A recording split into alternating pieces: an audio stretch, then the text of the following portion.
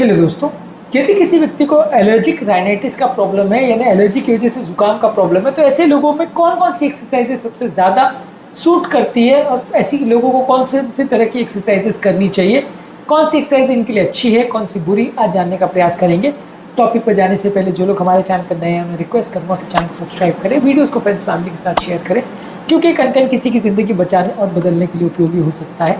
तो बगैर समय बिगाड़े चलिए शुरू करते हैं हमारे साथ तरीके से।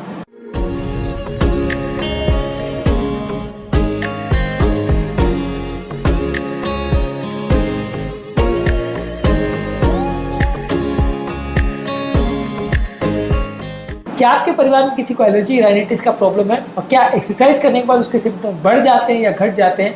कमेंट सेक्शन में लिख कर हमें बताएं।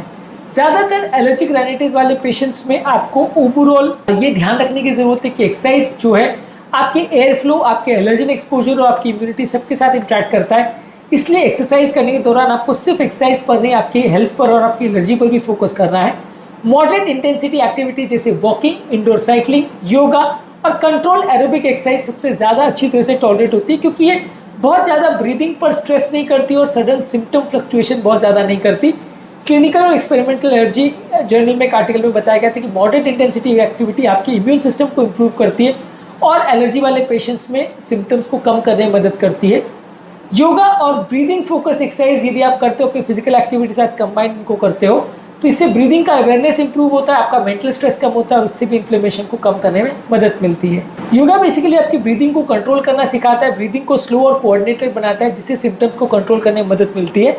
बाहर अगर आप बहुत ज़्यादा एक्टिविटी करोगे, बहुत विगरस एक्सरसाइज करोगे और खासकर ऐसे वातावरण में जब धूल धुआं, पोल्यूशन और पॉलन ग्रेन्स बहुत ज़्यादा है, तो ये ऐसे रैपिड ब्रीदिंग एक्सरसाइज से बहुत ज़्यादा पोल्यूटेंट्स आपकी श्वास की नली के अंदर जा सकते हैं, जो कि नुकसान कर सकते हैं। तो बहुत ज़्यादा पोल्यूटेड एनवायरनमेंट में बहुत ज़्यादा विगरस एक्सरसाइज मत करिए, उस समय थोड़ा माइल्ड एक्सरसाइज ही करें या घर के अंदर एक्सरसाइज करें तो ज़्यादा अच्छा है।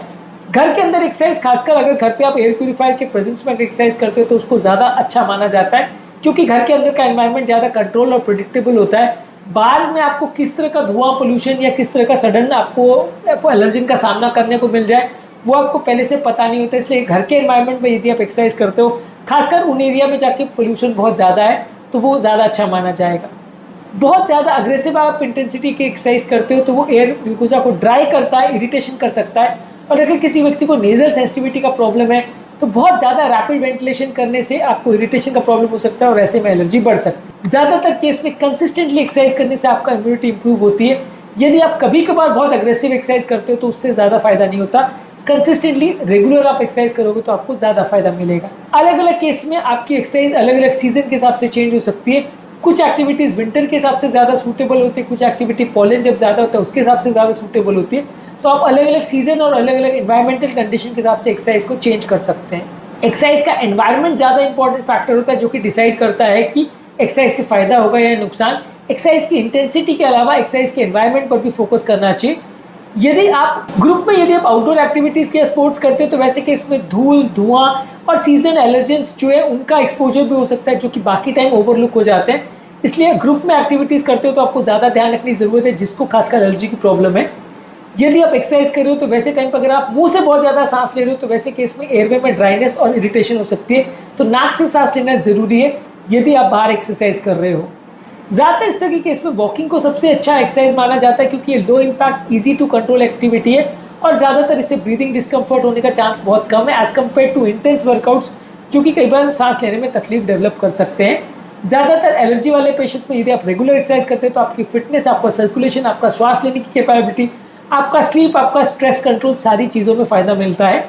घर पे यदि आप एक्सरसाइज करते हो तो ट्रेडमिल पे चलना, स्टेशनरी बाइकिंग करना, yoga, stretching, Pilates, light strength training, ये सारी चीज़ें आप कर सकते हैं। घर के कंट्रोल एनवायरनमेंट में ये सारी सबसे बेस्ट एक्सरसाइज है, जो कि पोल्यूशन से, स्मोक से आपको बचाती हैं और वेदर एसोसिएटेड एलर्जन से भी आपको बचाती हैं। योगा और ब्रीदिंग एक्सरसाइज आपके स्ट्रेस को कंट्रोल करने के लिए, रिलैक्सेशन के लिए काफ़ी ज़रूरी है, तो इससे आपका ओवरऑल ब्रीदिंग कंफर्ट भी इंप्रूव होता है। कुछ लोग को स्विमिंग से फ़ायदा होता है और स्विमिंग पूल्स में आपको एक्सरसाइज करने से भी फ़ायदा मिलता है, क्योंकि एयर का ड्राइनेस जो है वो कम हो जाता है। लेकिन अगर बहुत ज़्यादा क्लोरीन वाले पूल में आप स्विमिंग करते हो तो उससे कई लोग को इरिटेशन होता है, प्रॉब्लम बढ़ सकती है। साइकिलिंग और जॉगिंग यदि आप बहुत ज़्यादा खराब एनवायरनमेंट में करते हो, बहुत ज़्यादा धूल और धुएं के प्रेजेंस में करते हो, तो उसमें पॉलन्स का एक्सपोजर ज़्यादा हो सकता है। खासकर यदि आप इस तरह की एक्टिविटीज़ को ट्रैफिक में या बहुत ज़्यादा ड्राई एरियाज में या कंस्ट्रक्शन साइट्स के आसपास करते हैं तो बहुत ज़्यादा अग्रेसिव एक्टिविटी यदि आप बाहर करते हैं तो प्रॉब्लम्स होने का चांस बढ़ सकता है।